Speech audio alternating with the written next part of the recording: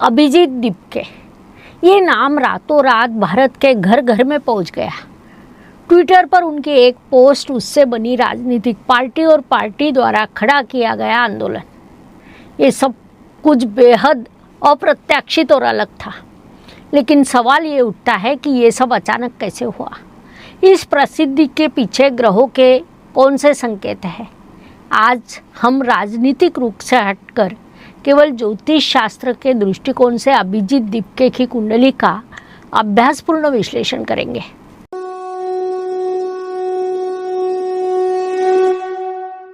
यहाँ मैं एक बात साफ करना चाहती हूँ।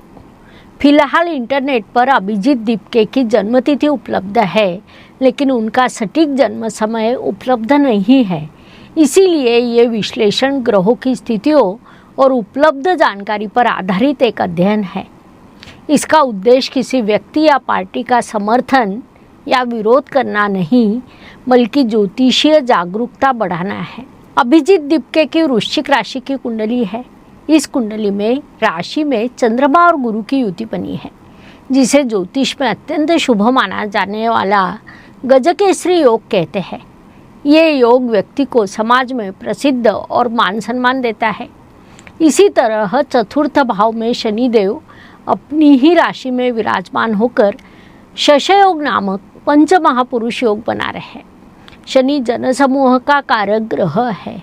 चतुर्थ भाव के शशयोग के कारण उन्हें आम जनता से अचानक भारी समर्थन और सहानुभूति मिली।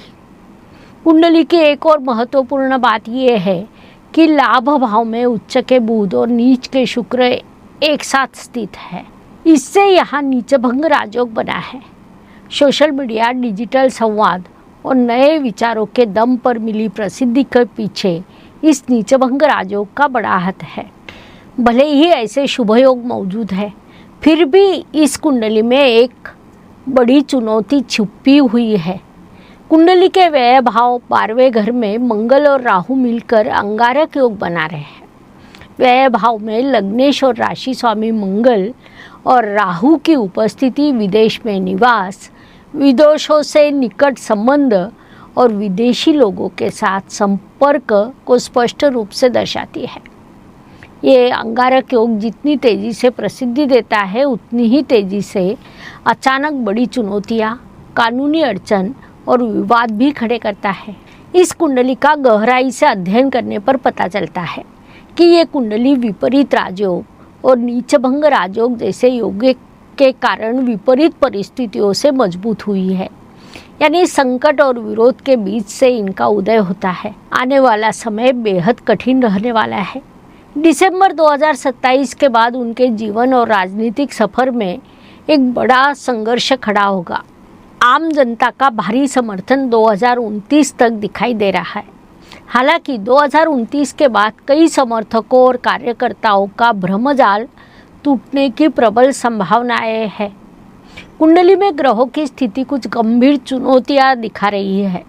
सहयोगियों द्वारा गुमराह किया जाना, धोखा मिलना, पार्टी और संगठन से नियंत्रण खोना, कई करीबी और भरोसेमंद लोगों का इनसे दूर हो जाना। व्यय भाव में मंगल राहु की युति पीठ पीछे वार और अंदरूनी साजिशों का संकेत देती है।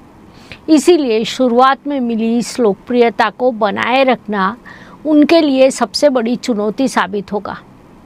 संक्षेप में कहे तो अभिजीत दीपके की कुंडली रातों रात उदित होने वाली और प्रचंड प्रसिद्धि देने वाली है, लेकिन साथ ही बड़े संघर्ष और आंतरिक चुनौतियों की भी कुंडली है।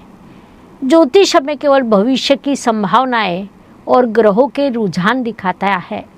अंतिम मार्ग व्यक्ति के निर्णय और परिस्थितियां तय करते हैं। आपको ये ज्योतिषीय विश्लेषण कैसा लगा? कमेंट में ज़रूर बताएं।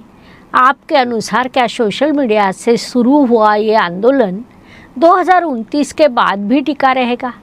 अगर आपको वीडियो पसंद आया है तो लाइक करें, शेयर करें, चैनल को सब्सक्राइब करना न भूलें। धन्यवाद। शुभम भवतु। जय ज्योतिष। ज्योतिष का अध्ययन तथा शास्त्र की शास्त्रीय तरीके से पढ़ाई करने के लिए मेरी 2 किताबें प्रकाशित हो चुकी है, उनका अवश्य लाभ लीजिए।